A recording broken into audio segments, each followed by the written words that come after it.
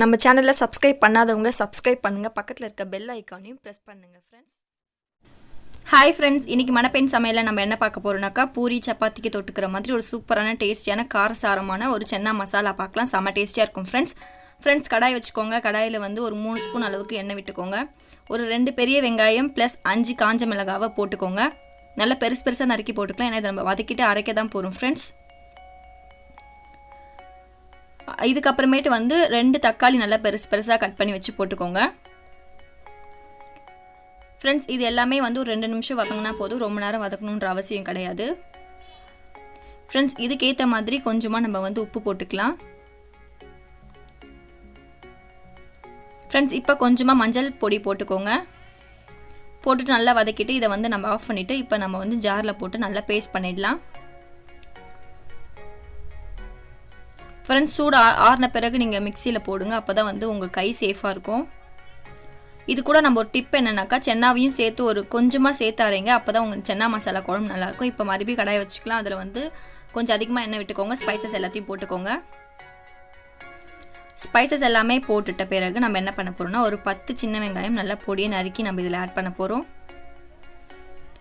செம்ம டேஸ்டியாக இருக்கும் ஃப்ரெண்ட்ஸ். டெஃபினட்டாக நீங்கள் வீட்டில் ட்ரை பண்ணுங்கள், செம்ம டேஸ்டியாக இருக்கும். இது எண்ணெயில் நல்லா ஃப்ரை ஆகும். இதுக்கப்புறமேட்டு நம்ம என்ன பண்ண போகிறோம்னா, 2 ஸ்பூன் அளவுக்கு வந்து இஞ்சி பூண்டு பேஸ்ட் நம்ம ஆட் பண்ணிக்கலாம் ஃப்ரெண்ட்ஸ். உண்மையாக வீட்டில் ட்ரை பண்ணுங்கள். ஒரு பூரி இல்லை சப்பாத்தி இல்லை வேறு ஏதாவது சைட் டிஷ்க்கு நீங்கள் வச்சிங்கன்னா செம்ம டேஸ்டியாக இருக்கும். 100% நான் கேரண்டி நிற்பேன் இதுக்கு, அவ்வளோ டேஸ்ட் இது ஃப்ரெண்ட்ஸ். நல்லா வதக்கி விட்டுடலாம். சிறுவை வச்சு பண்ணுங்கள், இஞ்சி பூண்டு அடி பிடிக்கும் ஃப்ரெண்ட்ஸ். ஒரே ஒரு பச்சை மிளகாவை நீங்கள் என்ன பண்ண போகிறீங்கன்னா உடச்சி போட்டுக்கோங்க 2. இதையும் வதக்கிடலாம் ஃப்ரெண்ட்ஸ். இப்போ வந்து கொஞ்சமாக கருவேப்பிலை சேர்த்துக்கலாம் ஃப்ரெண்ட்ஸ். அடுத்து வந்து நம்ம என்ன சேர்க்க போகிறோம்னா, வெங்காயம் தக்காளி ப்ளஸ் 5 காஞ்ச மிளகா ப்ளஸ் நம்மளோட சென்னாவை வந்து அரைச்சி வச்சுருக்க விழுதை வந்து இதில் வந்து சேர்த்துடலாம் ஃப்ரெண்ட்ஸ். சேர்த்துட்டு எல்லாத்தையும் நீங்கள் 2 நிமிஷம் வதக்குனா போதும், ரொம்ப நேரம் வதக்குற டைம் தேவையில்லை.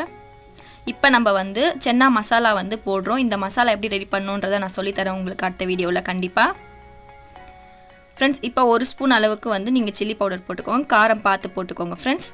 அதே அளவுக்கு தனியா போட்டுக்கலாம் ஃப்ரெண்ட்ஸ். காரம் வந்து இதில் வந்து காஞ்ச மிளகாய் இருக்குது, பச்சை மிளகாய் இருக்குது, ப்ளஸ் சில்லி இருக்குது, சில்லி பவுடர் இருக்குது. ஸோ நீங்கள் வந்து அதை வந்து பார்த்து போட்டுக்கோங்க. இப்போ நம்ம பேஸ்ட் ரெடியான பிறகு நம்ம வந்து சென்னாவை வந்து போட்டுடலாம். போட்டுட்டு ஒரே ஒரு கிளறு மட்டும் கிளறிக்கோங்க. இது வந்து கண்டிப்பாக 5 நிமிஷம் வேலை தான் உங்களுக்கு. இப்போ நீங்கள் சென்னாவை வந்து வேக வச்சுருப்பீங்க இல்லையா, அந்த தண்ணியை வந்து இதில் ஆட் பண்ணிடலாம். அந்த தண்ணியை வேஸ்ட் பண்ணாதீங்க, நல்லா வந்து வெந்திருக்கும். அதோட சத்து எல்லாமே அந்த தண்ணியில் தான் இருக்கும். ஸோ அந்த தண்ணியை நீங்கள் ஆட் பண்ணிவிட்டு இதுக்கு தேவையான அளவு உப்பு போட்டுக்கோங்க. இப்போ இது கொதிக்கிறதுக்கு டைம் கொடுத்துடலாம் ஃப்ரெண்ட்ஸ். பாருங்கள் நல்லா கொதிக்க ஆரம்பிச்சிச்சு. இப்போ நம்ம ஆஃப் பண்ணிடலாம் கேஸை ஃப்ரெண்ட்ஸ். பாருங்கள் நமக்கு சென்னா வந்து நல்லா ரெடி ஆகிடுச்சு. எண்ணெய் எல்லாமே மேலே வந்துடுச்சு. இப்போ நம்மளோட சென்னா மசாலா வந்து ரெடி ஆகிடுச்சு ஃப்ரெண்ட்ஸ். இதை நம்ம இப்போ என்ன பண்ணலான்னா வேறு ஒரு பவுலுக்கு வந்து ட்ரான்ஸ்ஃபர் பண்ணிடலாம்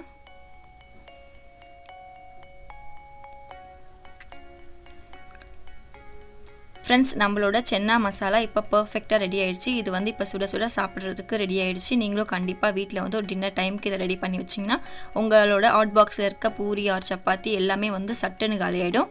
ஸோ கண்டிப்பாக வீட்டில் ட்ரை பண்ணுங்கள் ஃப்ரெண்ட்ஸ். உங்களுக்கு ரொம்ப டேஸ்டியாகவும் ரொம்ப ஹெல்த்தியான ஒரு ஃபுட் ஃப்ரெண்ட்ஸ் இது ஃப்ரெண்ட்ஸ். அடுத்த வீடியோ நான் என்ன போட போகிறேன்னாக்கா, ஹோட்டலில் செய்கிற மாதிரியே வந்து சோலாபூரி எப்படி ஈஸியாக வீட்டில் செய்கிறதுன்றதை நான் உங்களுக்கு போட போகிறேன். இதுக்கு அடுத்த வீடியோவே வந்து அதுதான் ஃப்ரெண்ட்ஸ். கண்டிப்பாக பாருங்கள், பார்த்துட்டு அந்த பூரியையும் நீங்கள் ட்ரை பண்ணுங்கள் ஃப்ரெண்ட்ஸ் உங்கள் வீட்டில். Okay friends, bye friends. Next வீடியோவில் நம்ம பார்க்கலாம். வீட்டில் கண்டிப்பாக ட்ரை பண்ணுங்கள். அதே மாதிரி ஷேர் பண்ணுங்கள், லைக் பண்ணுங்கள், கமெண்ட் கொடுங்க. நீங்கள் வீட்டில் செஞ்சு பார்த்துட்டு எப்படி வந்ததுன்றதை கமெண்ட் கொடுங்க. ஏதாவது டவுட் இருந்தாலும் கமெண்டில் கேளுங்க ஃப்ரெண்ட்ஸ்.